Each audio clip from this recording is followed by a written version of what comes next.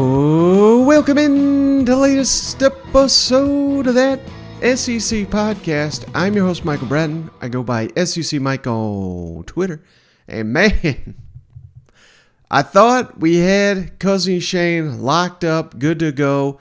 Give the Tennessee homer at Big Orange Vols, give him some hell online. He's out there walking, but true story, I mean, this man has been counting down the days till he's got this laser fast internet. He's talked about it on the show. He's paying top dollar. Let's throw it up here. They even sent him an email. They were ready to install this bad boy this afternoon. And he confirmed it this morning, he said. Then they shot him this email. Not going to go.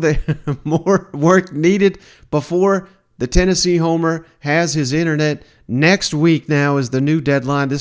The man's going to be devastated. Thoughts and prayers to Shane's household there. They thought they were going to jump on Netflix, Hulu, Amazon Prime, Apple, all that jazz. He's been out of the loop for about a year and a half, so he's going to have to wait a couple more days for not only the internet, but for jumping on the show because he's out of his old place. Now he's in his new one without any internet access. So that's the update on Cousin Shane. Hopefully we'll get him on as soon as possible. I may have to drive on down good old East Tennessee just to get him on the show. But, hey, we got one more action-packed show here to close out the week-strong SEC spring meeting still going on in Destin, but things have quieted down quite a bit. No vote has taken place just yet. They may or may not have one on Friday. And if they do, we'll certainly let you guys know immediately what's going on. But when I last recorded, I thought we were good to go with the 9-game schedule. Apparently, there's been some roadblocks in the discussions. Conversations have steered away from the 9-game SEC slate with 3 permanent rivals and 6 rotating. And that is something Commissioner Greg Sankey was asked about time and time again. How's this going? How's the process going? Will there be a vote? Again, no vote as of Thursday evening. They're hoping maybe to have one on Friday. If not, there's no real deadline. They keep saying 2025 until Texas and Oklahoma come into the league. They can't even implement this schedule till they get those 2 programs into the conference. But let's kick it over to Greg Sankey. A lot of questions on the scheduling. What's the holdup? Some programs, they want to stick at 8. What's the deal with that? And another big question that is being asked right now, will teams like Kentucky, will they still get to play Louisville? Will South Carolina still be able to play Clemson? Will Florida still be able to play Florida State? And we've got tons of marquee non-conference games on the slate in the SEC for the years to come. How's that all going to play out? Let's kick it over to Greg Sankey. As you guys continue to look at the scheduling models, how committed are the schools that have rivalry games with the ACC to keeping those? Still as important as they were last year. Now, the year before, we did have disruption because of COVID, so I should acknowledge that, but that's not been a point of variance in our conversations to date. How much is the 1-7 support based on not knowing what the CFP model will be? Is the 1-7 support based on not knowing what the CFP model will be? Well, there are questions that we'd welcome answers to. We may not have all those questions answered. I think that's certainly on some minds. We've had an unchallenged level of success, some would say, at 8 games. As I've said previously, kind of opening up our thoughts, how do we move teams through campuses collectively on a more frequent basis is on our mind as well.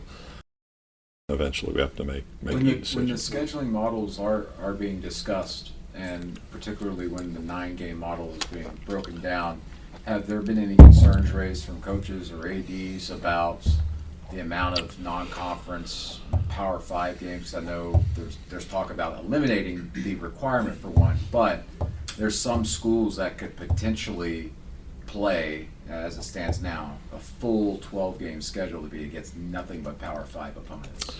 Yeah, and I think in the in the CFP history, there's been a national champion, and maybe the BCS era. Florida State did that, as I recall. I remember the analysis. So Chuck, you have to look at that chart we did. So sure, we talk about everything. So you can just kind of run with, well, how does this impact me here? How do I make non-conference scheduling decisions? We've got some great games this year based on our current approach. And one of the things I said post-COVID, like people asked me after the football season, what did you learn? I learned that non-conference games are really important. And I'm not wavering from that. And there's a period on the end of that sentence. Started wandering. I'm tired. On a release of information. What is the, Just have to be patient. Oh, no, we're skipping rows. What is the hurdle that has to be cleared, do you feel like? Is there a sticking point in this conversation of the 1 versus 7 versus the 3 versus 6 that keeps coming up? Or what is preventing a vote at this juncture, do you think? Just every time we've visited, the desire for maybe a few more answers, a few more points of perspective, a little bit more information. And I think rather than an impediment, I think it's really about informed decision making, pretty thoughtful approach. Because you have to keep in mind, again, I'm going to look to Mark, 92, what was the first season with divisions in the league? 92. So we've been in divisions now for 30 years, and just walking away from divisions, takes some time to get comfortable with that. And then how do you make certain decisions around formatting and playing and deciding ties? All that information is linked. And I guess that speaks more to trying to resolve as many issues as possible. And again, I've got a little blindsided on this one because I was hearing that there was a lot of momentum in the SEC for the 9-game slate. Put that on the last episode. Then all of a sudden, the Athletic, Seth Emerson, puts out this article, and he specifically references Kentucky and their AD, Mitch Barnhart, and notes Arkansas is in lockstep here with Kentucky, apparently, that those two programs and maybe a couple others not eager to go to the 9-game SEC schedule, at least not at this point in time. Got a little heated on Twitter late last night, just racking my brain on just, to me it's selfishness. And a lot of people, it's very easy to poke fun of Kentucky for their non-conference slate. I don't go there. In fact, if you've been a loyal listener to this show, I've referenced it before. I think it's smart. You rack up on wins, you get your conference going into the SEC play. They've had historic success under Mark Stoops in the recent seasons, and I don't give a damn if that comes on the back of picking up an easy win here or there, because when Mark Stoops got there, they weren't easy. I mean, he was struggling to get these wins. He was struggling to turn around the series against Mississippi State. Couldn't beat Tennessee. Hell, they couldn't beat Florida. That was a question every year. It's been 30 some odd years since you beat Florida. He's done it twice now. He's beaten Tennessee twice. They own South Carolina for the most part. The only team they can't get over at this point in time is Georgia, and they're coming, the Bulldogs, to Lexington this year. That could be a hell of a game. Could be the year Kentucky finally snaps that Georgia streak. But I say it's selfish because you just got to look at the grand scheme of the SEC. And if Kentucky is apparently dead set on, well, if we play 9-game conference schedule, we can't play Louisville. And that's obviously our in-state rival, ACC rival, even though Florida has come out here and said, they plan to play Florida State every year. It doesn't matter how many conference games we've got. I don't know if South Carolina, where they stand on that, but I'm sure as hell they're not going to give up playing Clemson annually. So, they may be against the schedule. I'm not sure. But, you can't put this on playing Louisville as the linchpin for, what we would be losing? We'd be losing Texas A&M. We'd be losing Georgia versus Auburn. We'd be losing Alabama versus Tennessee on an annual basis, and many others. We'd be losing Florida, LSU. I could go on and on and on. The games we'd be losing so that Kentucky can keep their Louisville game, which they could do anyway if it's in a 9-game conference schedule. But my biggest gripe with this, and I'm seeing it not just from Kentucky fans. I'm not trying to pile on Kentucky, but I've seen it from some South Carolina people. I've seen it from Arkansas. Hell, our schedule's tough enough as it is.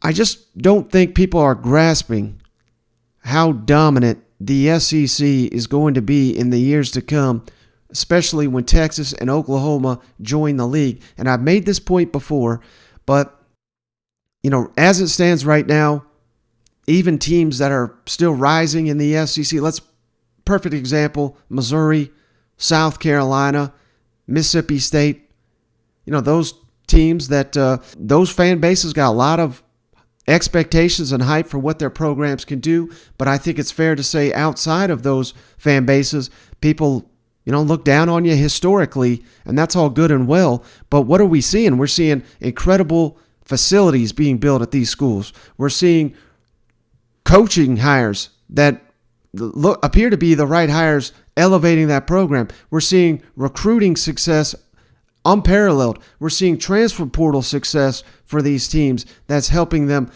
climb up the SEC standings potentially this season. But the biggest thing of all, when we have a 16-team super conference, I've said this before and I'll keep damn saying it, that's going to be the death of South Carolina losing a recruiting battle to Georgia Tech.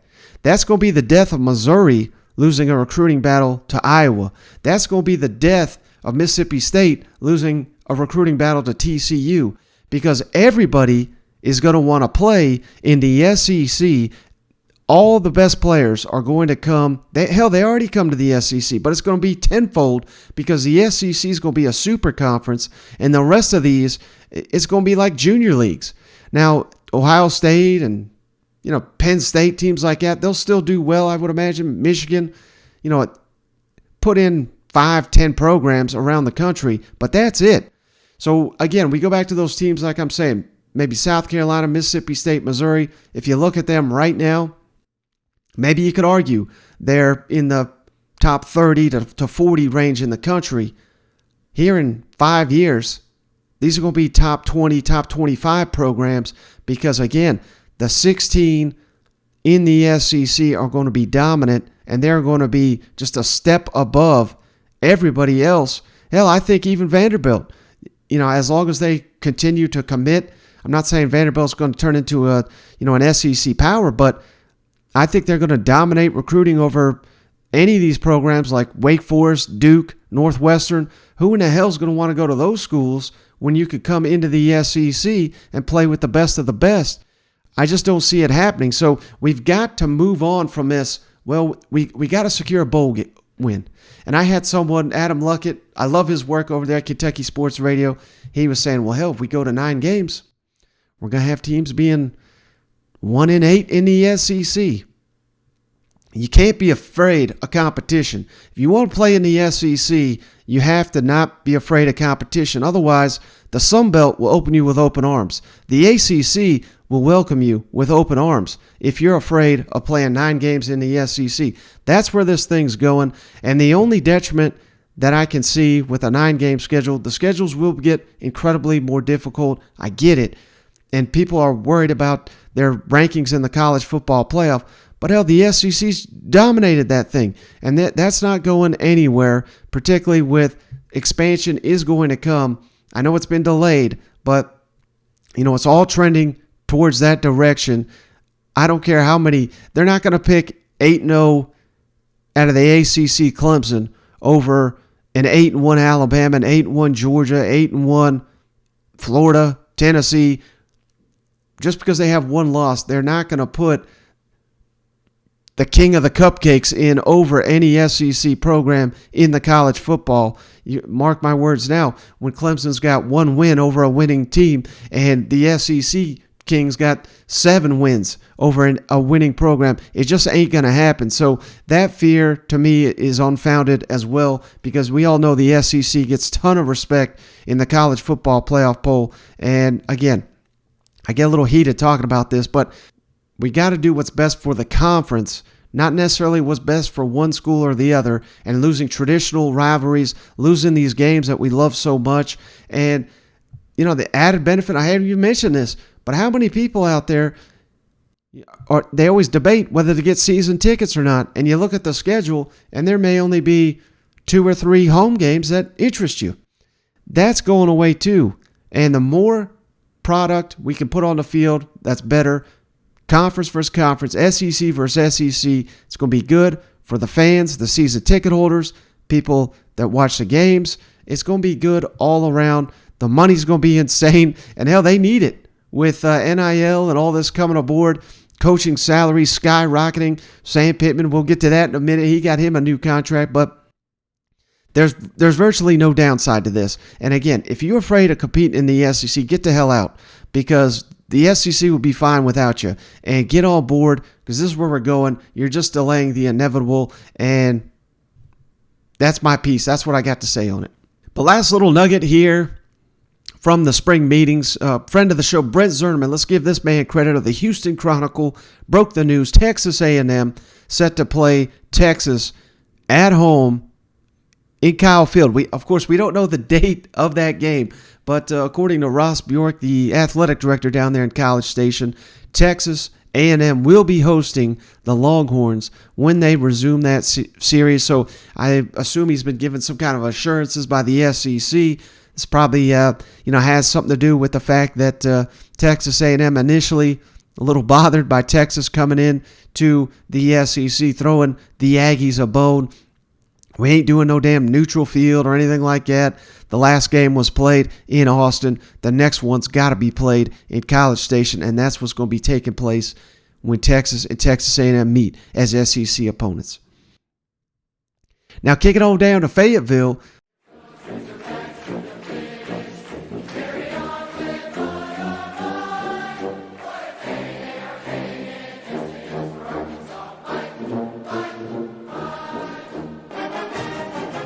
Sam Pittman finally got him his contract extension. It's a 5-year deal. It's going to be 5-year contract, $5 million annually base pay for Sam Pittman. And now here's the kicker. They've essentially given him the deal that Kentucky has given Mark Stoops. So, hey, credit. This is why Sam Pittman has changed agents to the super agent Jimmy Sexton. He got him right up there with the best contract in all of college football, Mark Stoops. Now Sam Pittman's got the same deal.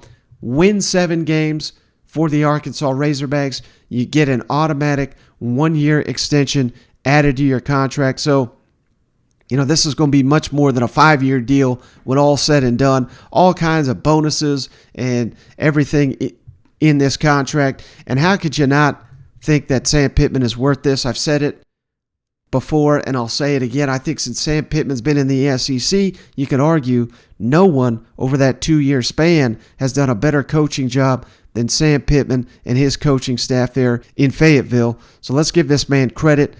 Last year, best winning percentage since 2011. Arkansas with a +6 win differential from the previous season. That was the best in nearly 20 years. First bowl win since 2015. Beat Texas A&M, LSU, Missouri in the same year for the first time in program history. And he did that with the toughest schedule in college football, which is just what we've come to expect from the Arkansas Razorbacks. They're going to play a tough schedule, and they're going to succeed here as long as they got Sam Pittman running the ship here and those players buying into the message there in Fayetteville. Last little bit here. Let's kick it on down to Columbia, Missouri.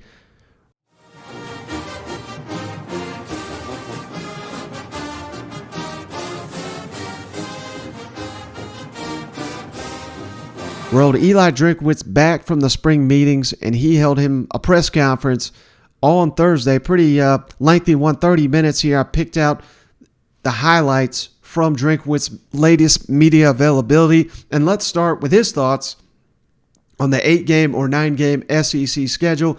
Some people would think, Missouri, they may not want to add an extra SEC game. That's tough. But Drinkwitz, while he didn't specifically say which side, he said he's sticking with, he wants more of these traditional rivalries played, which of course means 9-game SEC schedule so we can keep some of these marquee games on the schedule. Let's kick it over to Drinkwitz. Stand on one side of that argument.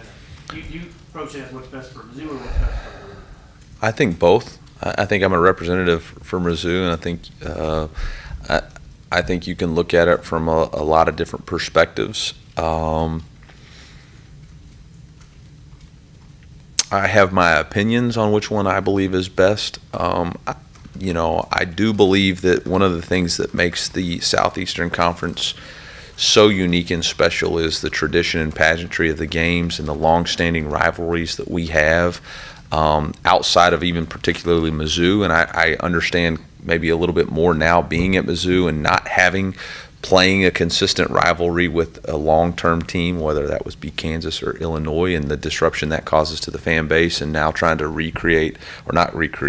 restart a rivalry with Arkansas, and how that's a little bit more difficult and challenging. And so I do think for our league, if we do away with divisions and go into a rotating conference schedule, that the consistency of rivalries are going to be important to the passion of the Southeastern Conference. So that would be my stance on. I think it's important to do that. You can read between the lines on which one that means I would support, but I do think that we have to be careful of getting away from playing consistent games in our conference that mean so much to our fan bases. So again, reading between the lines, clear as day to me. I mean, he wants to keep playing Arkansas. The only chance that probably has of happening is if we go to the 9-game SEC schedule. Otherwise, we're going to be losing annual games like that. Razorback fans don't want to hear that, but that's what he's talking about. He's talking about Alabama, Tennessee, Georgia, Auburn. That's what makes the SEC great.